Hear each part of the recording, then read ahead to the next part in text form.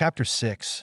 And the Lord spoke unto Moses after the death of the 2 sons of Aaron when they offered before the Lord and died. And the Lord said unto Moses, Speak unto Aaron, your brother, that he come not at all times into the holy place within the veil, before the mercy seat which is upon the ark, that he die not, for I will appear in the cloud upon the mercy seat.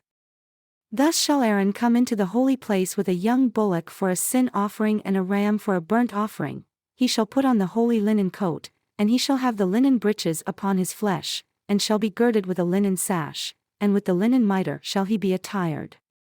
These are holy garments, therefore shall he wash his flesh in water and so put them on. And he shall take of the congregation of the children of Israel 2 kids of the goats for a sin offering and 1 ram for a burnt offering. And Aaron shall offer his bullock of the sin offering, which is for himself, and make an atonement for himself and for his house. And he shall take the 2 goats and present them before the Lord, at the door of the tabernacle of the congregation. And Aaron shall cast lots upon the 2 goats, 1 lot for the Lord and the other lot for the scapegoat. And Aaron shall bring the goat upon which the Lord's lot fell and offer him for a sin offering.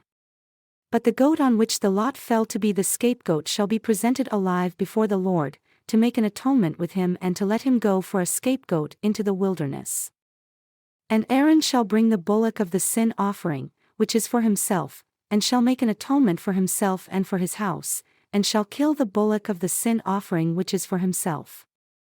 And he shall take a censer full of burning coals of fire from off the altar before the Lord, and his hands full of sweet incense finely ground, and bring it within the veil.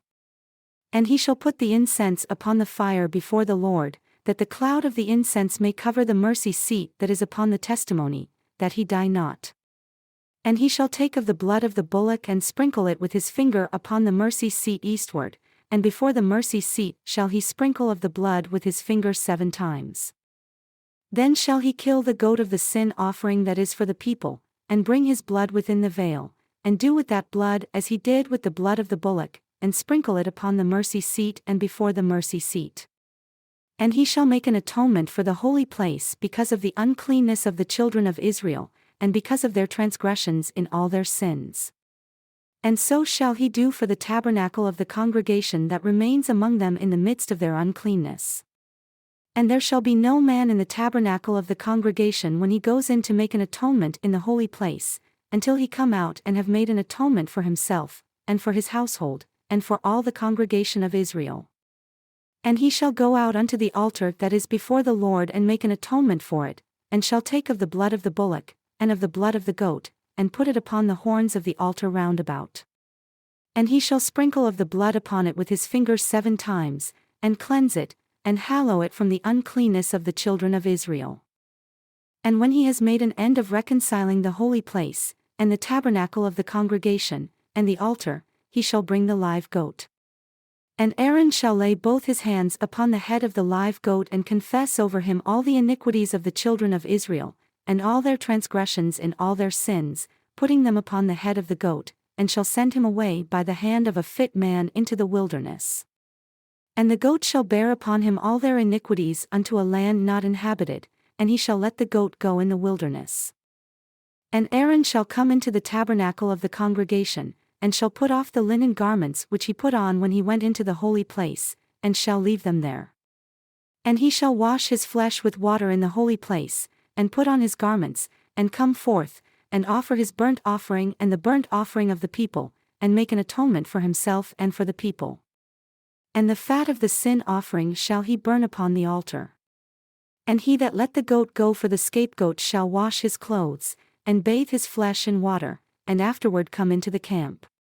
And the bullock for the sin offering and the goat for the sin offering, whose blood was brought in to make atonement in the holy place, shall one carry forth outside the camp, and they shall burn in the fire their skins, and their flesh, and their dung.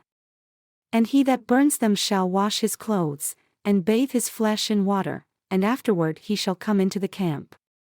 And this shall be a statute forever unto you, that in the 7th month, on the 10th day of the month, you shall afflict your souls and do no work at all, whether it is one of your own country or a stranger that sojourns among you.